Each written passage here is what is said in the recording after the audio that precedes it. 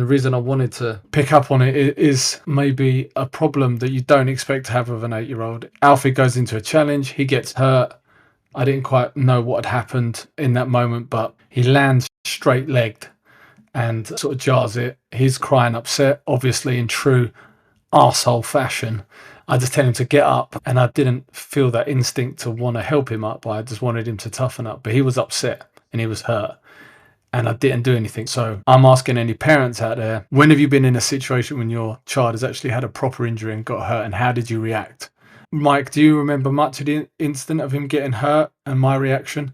If I'm being truthful, I remember Parker getting injured. Is a really, really important point when kids get injured, because you'll get those injuries like Alf's where, yeah, it was kind of that straight leg hitting the ground. Because they're young, you just think, well, they've got rubber bones, so just crack on, get up and get on with it. But I remember Parker getting injured. You do feel different levels of sympathy when it's not your child.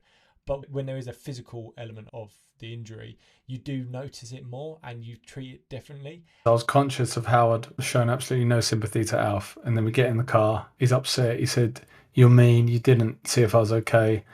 And I actually said to him, "Well, did you see me react differently to Parker?" Now, I wasn't as harsh to Parker, but I did just tell him to get up. And in fairness to Parker, he did. And because I'm always conscious that I overcompensate for other children.